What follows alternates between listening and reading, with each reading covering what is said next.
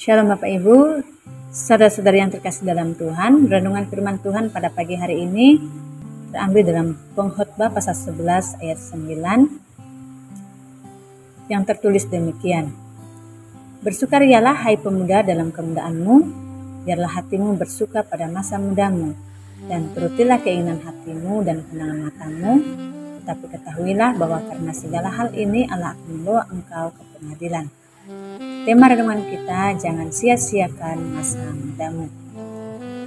Kitab Pengkhotbah pasal 11 ayat 9 memberikan nasihat kepada pemuda-pemudi untuk hidup bersukacita menikmati masa muda. Sebab masa muda adalah masa di mana seseorang mencari jati diri, berani menghadapi tantangan, mampu melakukan hal-hal yang disukai, penuh dengan semangat, memiliki cita-cita untuk masa depan, bahkan ingin selalu memiliki hidup yang menyenangkan. Di masa muda juga kita belum mengetahui apa itu permasalahan dalam menjalani kehidupan. Oleh sebab itulah, firman Tuhan mengingatkan kita sebagai anak muda untuk tidak menjadikan masa muda sebagai pilihan hidup dalam kesia-siaan. Sebab masa muda hanya sekali seumur hidup dan tidak akan pernah terulang kembali.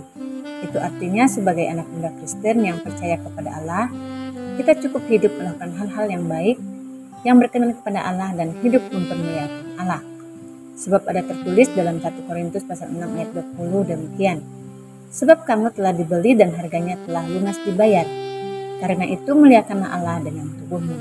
Dengan demikian dalam menjalani kehidupan sebagai kaum muda, kita harus melakukan apa yang benar di mata Tuhan dan hidup menjauhi perbuatan dosa.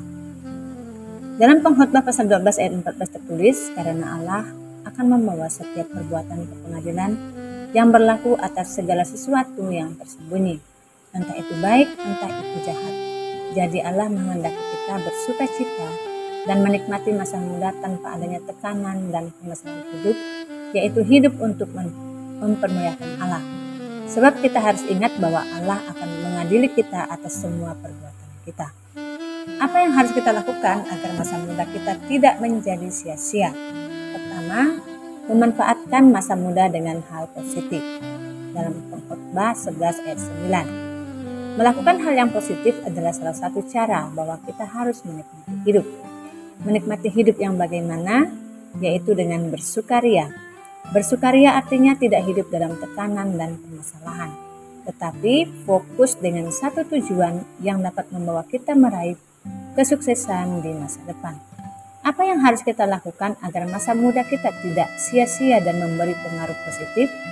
Sebagai kaum muda Kristen, kita harus mau belajar untuk menjadi teladan dalam perkataan, tingkah laku, kasih, kesetiaan, dan kesucian. Sebagaimana tertulis dalam 1 Timotius pasal 4 ayat 12 demikian. Jangan seorang pun menganggap engkau rendah karena engkau muda. Jadilah teladan bagi orang-orang percaya dalam perkataanmu, dalam tingkah lakumu, dalam kasihmu, dalam kesetiaanmu, dan dalam kesucianmu.